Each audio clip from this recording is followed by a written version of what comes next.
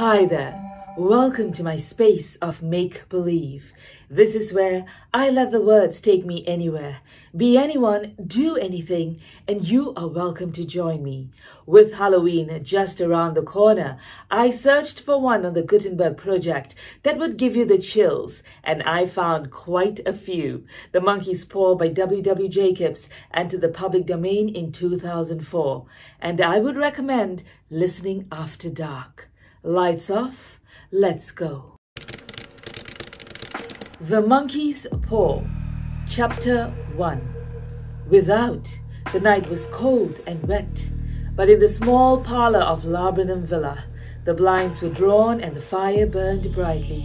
Father and son were at chess, the former, who possessed ideas about the game involving radical changes, putting his king into such sharp and unnecessary perils that it even provoked comment from the white-haired old lady knitting placidly by the fire. "Hark at the wind," said Mr. White, who, having seen a fatal mistake after it was too late, was amiably desirous of preventing his son from seeing it. "I'm listening," said the latter, grimly surveying the board as he stretched out his hand. "Check. I should hardly think that he'd come tonight," said his father, with his hand poised over the board. "Mate," replied the son. "That's the worst of living so far out," bawled Mr. White, with sudden and unlooked-for violence. "Of all the beastly, slushy, out-of-the-way places to live in, this is the worst. Pathways are back, and the roads are torrent. I don't know what people are thinking about. I suppose because only 2 houses in the road are let, they think it doesn't matter." "Never mind, dear," said his wife soothingly. "Perhaps you'll win the next one." Mr. White looked up sharply, just in time to intercept a knowing glance between mother and son. The words died away on his lips, and he hid a guilty grin in his thin grey beard. "There he is," said Herbert White, as the gate banged too loudly, and heavy footsteps came toward the door. The old man rose with hospitable haste, and opening the door, was heard condoling with the new arrival. The new arrival also condoled with himself, so that Mrs. White said, "Tut tut," and coughed gently as her husband entered the room, followed by a tall, burly man, beady of eye and rubicund of visage. "Sergeant Major Morris," he said, introducing him. The sergeant major shook hands, and taking the prophet's seat by the fire, watched contentedly while his host got out whiskey and tumblers and stood a small copper kettle on the fire.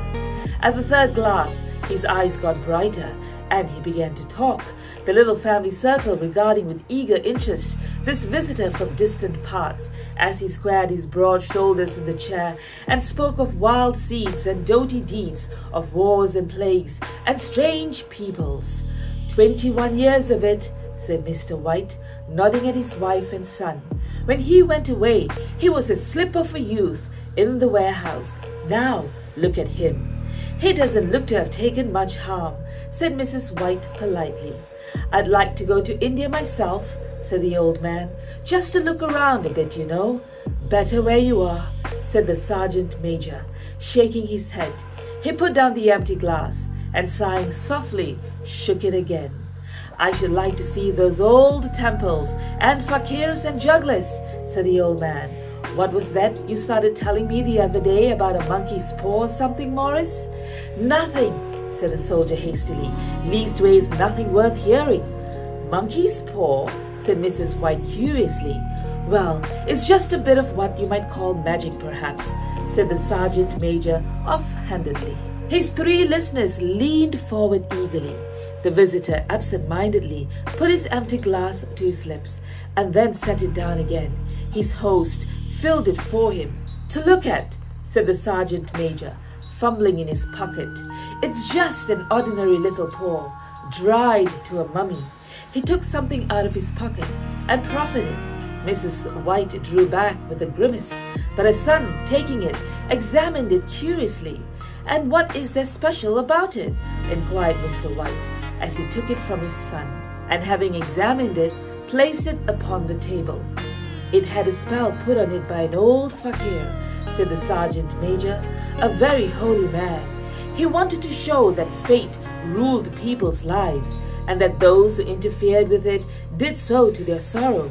He put a spell on it so that 3 separate men could each have 3 wishes from it. His manner was so impressive that his hearers were conscious that their light laughter jarred somewhat. "Well, why don't you have 3, sir?" said Herbert White cleverly.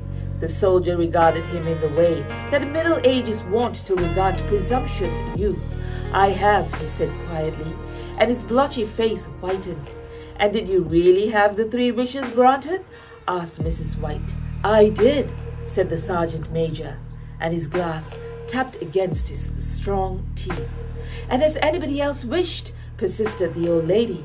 "The first man had his 3 wishes." "Yes," was the reply. "I don't know what the first 2 were, but the third was for death. That's how I got the paw." His tones were so grave that a hush fell upon the group. "If you've had your 3 wishes, it's no good to you now then, Morris," said the old man at last. "What do you keep it for?" The soldier shook his head. "Fancy, I suppose," he said slowly. "I did have some idea of selling it, but I don't think I will. It has caused enough mischief already. Besides, people won't buy. They think it's a fairy tale, some of them, and those who do think anything of it want to try it first and pay me afterward." "If you could have another 3 wishes," said the old man, eyeing him keenly, "would you have them?" "I don't know," said the other. "I don't know."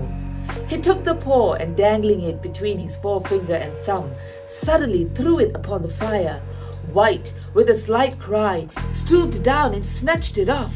"Better let it burn," said the soldier solemnly. "If you don't want it, Morris," said the other, "give it to me." "I won't," said his friend doggedly. "I threw it on the fire. If you keep it, don't blame me for what happens. Pitch it on the fire again like a sensible man." The other shook his head and examined his new possession closely. "How do you do it?" he inquired. "Hold it up in your right hand and wish aloud," said the sergeant major. "But I warn you of the consequences." "Sounds like the Arabian Nights," said Mrs. White as she rose and began to set the supper. "Don't you think you might wish for 4 pairs of hands for me?" Her husband drew the talisman from pocket, and then all 3 burst into laughter as the sergeant major, with a look of alarm on his face, caught him by the arm. "If you must wish," he said gruffly, "wish for something sensible." Mr. White dropped it back in his pocket and, placing chairs, motioned his friend to the table. In the business of supper, the talisman was partly forgotten, and afterward the 3 sat listening in an enthralled fashion to a second installment of the soldier's adventures in India. "If the tale about the monkey's paw is not more truthful than those he has been telling us," said Herbert as the door closed behind their guest, just in time for him to catch the last train, "we shan't make much out of it." "Did you give him anything for it, father?" enquired Mrs. White, regarding her husband closely. "A trifle," said he, colouring slightly. "He didn't want it, but I made him take it, and he pressed me again to throw it away." "Likely," said Herbert, with pretended horror. "Why, we're going to be rich and famous and happy. Wish to be an emperor, father, to begin with. Then you can't be henpecked." He darted round the table, pursued by the maligned Mrs. White, armed with an antimacassar. Mr. White took the paw from his pocket and eyed it dubiously. "I don't know what to wish for, and that's a fact," he said slowly. "It seems to me I've got all I want. If you only cleared the house, you'd be quite happy, wouldn't you?" said Herbert, his hand on his shoulder. "Well, wish for £200 then. That'll just do it." His father, smiling shamefacedly at his own credulity, held up the talisman, as his son, with a solemn face, somewhat marred by a wink at his mother, sat down at the piano and struck a few impressive chords. "I wish for £200, said the old man distinctly. A fine crash from the piano greeted the words, interrupted by a shuddering cry from the old man. His wife and son ran toward him. "It moved!" he cried, with a glance of disgust at the object as it lay on the floor. "As I wished, it twisted in my hand like a snake." "Well, I don't see the money," said his son as he picked it up and placed it on the table, "and I bet I never shall." "It must have been your fancy, father," said his wife, regarding him anxiously. He shook his head. "Never mind though, there's no harm done, but it gave me a shock all the same." They sat down by the fire again while the two men finished their pipes. Outside, the wind was higher than ever, and the old man started nervously at the sound of a door banging upstairs. A silence unusual and depressing settled upon all three, which lasted until the old couple rose to retire for the night. "I expect you'll find the cash tied up in a big bag in the middle of your bed," said Herbert as he bade them good night, "and something horrible squatting up on top of the wardrobe, watching you as you pocket your ill-gotten gains." He sat alone in the darkness, gazing at the dying fire and seeing faces in it. The last face was so horrible and so simian that he gazed at it in amazement. It got so vivid that with a little uneasy laugh, he felt on the table for a glass containing a little water to throw over it. His hand grasped the monkey's paw, and with a little shiver, he wiped his hand on his coat and went up to bed. Chapter 2. In the brightness of the wintry sun next morning, as it streamed over the breakfast table, he laughed at his fears. There was an air of prosaic wholesomeness about the room which it had lacked on the previous night, and the dirty, shriveled little paw was pitched on the sideboard with a carelessness which betokened no great belief in its virtues. "I suppose all old soldiers are the same," said Mrs. White. "The idea of our listening to such nonsense! How could wishes be granted in these days? And if they could, how could 200 pounds hurt you, father?" "Might drop on his head from the sky," said the frivolous Herbert. "Morris said that things happened so naturally," said his father, "that you might, if you so wished, attribute it to coincidence." "Well, don't break into the money before I come back," said Herbert as he rose from the table. "I'm afraid it'll turn you into a mean, avaricious man, and we shall have to disown you." His mother laughed, and following him to the door, watched him down the road, and returning to the breakfast table, was very happy at the expense of her husband's credulity, all of which did not prevent her from scurrying to the door at the postman's knock, nor prevent her from referring somewhat shortly to retired sergeant majors of bibulous habits when she found that the post brought a tailor's bill. "Herbert will have some more of his funny remarks, I expect, when he comes home," she said as they sat at dinner. "I dare say," said Mr. White, pouring himself out some beer. "But for all that, the thing moved in my hand, that I'll swear to." "You thought it did," said the old lady soothingly. "I say it did," replied the other. "There was no thought about it. I had just—" "What's the matter?" His wife made no reply. She was watching the mysterious movements of a man outside, who, peering in an undecided fashion at the house, appeared to be trying to make up his mind to enter. In mental connection with the 200 pounds, she noticed that the stranger was well dressed and wore a silk hat of glossy newness. 3 times he paused at the gate and then walked on again. The 4th time he stood with his hand upon it, and then, with sudden resolution, flung it open and walked up the path. Mrs. White at the same moment placed her hands behind her, and hurriedly unfastening the strings of her apron, put that useful article of apparel beneath the cushion of her chair. She brought the stranger, who seemed ill at ease, into the room. He gazed at her furtively and listened in a preoccupied fashion as the old lady apologized for the appearance of the room and her husband's coat, a garment which he usually reserved for the garden. She then waited as patiently as her sex would permit for him to broach his business, but he was at first strangely silent. "I was asked to call," he said at last, and stooped and picked a piece of cotton from his trousers. "I come from Moore and Megan's." The old lady started. "Is anything the matter?" she asked breathlessly. "Has anything happened to Herbert? What is it? What is it?" Her husband interposed. There, mother," he said hastily. "Sit down and don't jump to conclusions. You've not brought bad news, I'm sure, sir." And he eyed the other wistfully. "I'm sorry," began the visitor. "Is he hurt?" demanded the mother wildly. The visitor bowed in assent. badly hurt," he said quietly, "but he is not in any pain."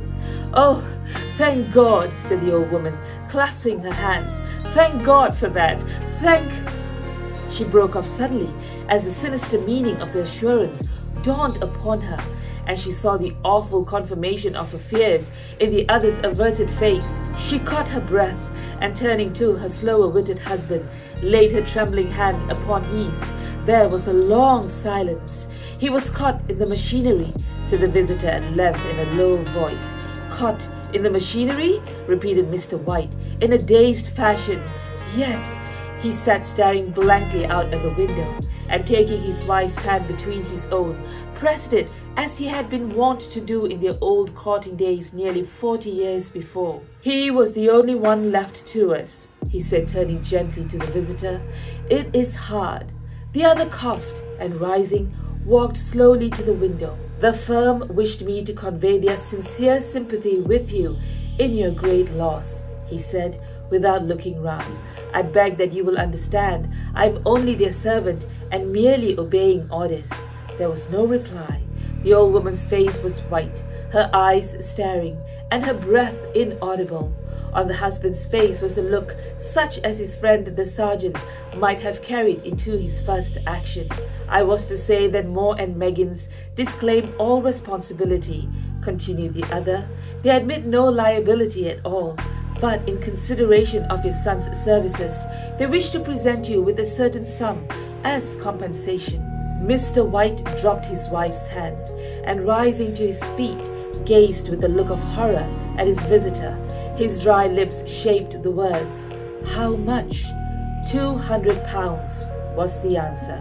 Unconscious of his wife's shriek, the old man smiled faintly, put out his hands like a sightless man, and dropped, a senseless heap, to the floor. Chapter 3. In the huge new cemetery, some 2 miles distant, the old people buried their dead and came back to a house steeped in shadow and silence. It was all over so quickly that at first they could hardly realize it, and remained in a state of expectation as though of something else to happen, something else which was to lighten this load, too heavy for old hearts to bear. But the days passed, and expectation gave place to resignation, the hopeless resignation of the old, sometimes miscalled apathy. Sometimes they hardly exchanged a word, for now they had nothing to talk about, and their days were long to weariness.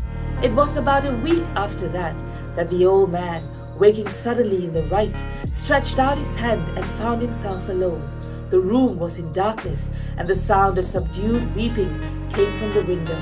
He raised himself in bed and listened. "Come back," he said tenderly. "You will be cold." "It is colder for my son," said the old woman, and wept afresh. The sound of her sobs died away on his ears. The bed was warm, and his eyes heavy with sleep. He dozed fitfully, and then slept until a sudden wild cry from his wife awoke him with a start. "The paw!" she cried wildly. "The monkey's paw!" He started up in alarm. Where is it? What's the matter?" She came stumbling across the room toward him. "I want it," she said quietly. "You've not destroyed it?" "It's in the parlor, on the bracket," he replied, marveling. "Why?" She cried and laughed together, and bending over, kissed his cheek. "I only just thought of it," she said hysterically. "Why didn't I think of it before? Why didn't you think of it?" "Think of what?" he questioned. "The other 2 wishes," she replied rapidly. "We've only had one." "Was not that enough?"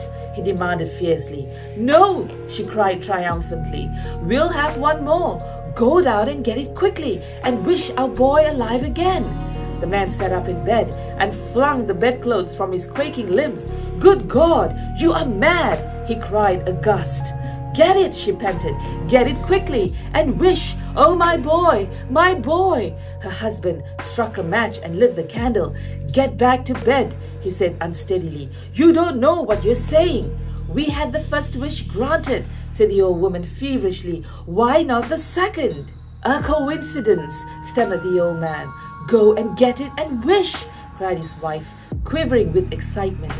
The old man turned and regarded her, and his voice shook. "He has been dead 10 days, and besides, I would not tell you else, but I could only recognize him by his clothing. If he was too terrible for you to see then, how now?" "Bring him back," cried the old woman, and dragged him toward the door. "Do you think I fear the child I have nursed?" He went down in the darkness and felt his way to the parlor, and then to the mantelpiece. The talisman was in its place, and a horrible fear that the unspoken wish might bring his mutilated son before him ere he could escape from the room seized upon him, and he caught his breath as he found that he had lost the direction of the door. His brow cold with sweat, he felt his way round the table and groped along the wall until he found himself in the small passage with the unwholesome thing in his hand. Even his wife's face seemed changed as he entered the room. It was white and expectant, and to his fears seemed to have an unnatural look upon it. He was afraid of her. "Wish!" she cried in a strong voice. "It is foolish and wicked," he faltered. "Wish!" repeated his wife. He raised his hand. "I wish my son alive again." The talisman fell to the floor, and he regarded it fearfully. Then he sank trembling into a chair as the old woman, with burning eyes, walked to the window and raised the blind. He sat until he was chilled with the cold, glancing occasionally at the figure of the old woman peering through the window. The candle end, which had burned below the rim of the china candlestick, was throwing pulsating shadows on the ceiling and walls, until, with a flicker larger than the rest, it expired. The old man, with an unspeakable sense of relief at the failure of the talisman, crept back to his bed, and a minute or two afterward, the old woman came silently and apathetically beside him. Neither spoke, but lay silently listening to the ticking of the clock. A stair creaked, and a squeaky mouse scurried noisily through the wall. The darkness was oppressive, and after lying for some time, screwing up his courage, he took the box of matches, and striking one, went downstairs for a candle. At the foot of the stairs the match went out, and he paused to strike another, and at the same moment a knock, so quiet and stealthy as to be scarcely audible, sounded on the front door. The matches fell from his hand and spilled in the passage. He stood motionless, his breath suspended until the knock was repeated. Then he turned and fled swiftly back to his room and closed the door behind him. A third knock sounded through the house. "What's that?" cried the old woman, starting up. "A rat," said the old man in shaking tones. "A rat! It passed me on the stairs." His wife sat up in bed listening. A loud knock resounded through the house. "It's Herbert!" she screamed. "It's Herbert!" She ran to the door, but her husband was before her and, catching her by the arm, held her tightly. "What are you going to do?" he whispered hoarsely. "It's my boy! It's Herbert!" she cried, struggling mechanically. "I forgot it was 2 miles away. What are you holding me for? Let me go! I must open the door! For God's sake, don't let it in!" cried the old man, trembling. "You're afraid of your own son?" she cried, struggling. "Let me go! I'm coming, Herbert! I'm coming!" There was another knock, and another. The old woman, with a sudden wrench, broke free and ran from the room. Her husband followed to the landing and called after her appealingly as she hurried downstairs. He heard the chain rattle back and the bottom bolt drawn slowly and stiffly from the socket. Then the old woman's voice, strained and panting. "The bolt!" she cried loudly. "Come down! I can't reach it!" But her husband was on his hands and knees, groping wildly on the floor in search of the paw. If he could only find it before the thing outside got in! A perfect fusillade of knocks reverberated through the house, and he heard the scrapping of a chair as his wife put it down in the passage against the door. He heard the creaking of the bolt as it came slowly back, and at the same moment he found the monkey's paw and frantically breathed his third and last wish. The knocking ceased suddenly, although the echoes of it were still in the house. He heard the chair drawn back and the door opened. A cold wind rushed up the staircase, and a long, loud wail of disappointment and misery from his wife gave him courage to run down to her side and then to the gate beyond. The street lamp, flickering opposite, shone on a quiet and deserted road. The end. That gave me the chills. Never ever bring the dead back. Ever. No matter how much you love them. Hope that it gave you enough chills to last you right up to Halloween. More scary stuff coming, and it'll be great for you to share it with your friends on Halloween. Imagine lights off, or even over Zoom. Creepy. If you like that, do come back for more. I truly appreciate your company. Till next time, go grab a book to read or a pen to write, and let your imagination take you anywhere. Be anyone, do anything.